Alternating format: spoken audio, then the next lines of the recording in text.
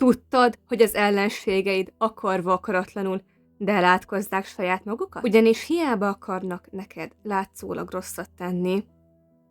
Itt a karma törvénye az úgy működik, hogy előbb-utóbb minden, amit kiközvetítesz, az visszatér hozzád. És lehet, hogy nem azonnal.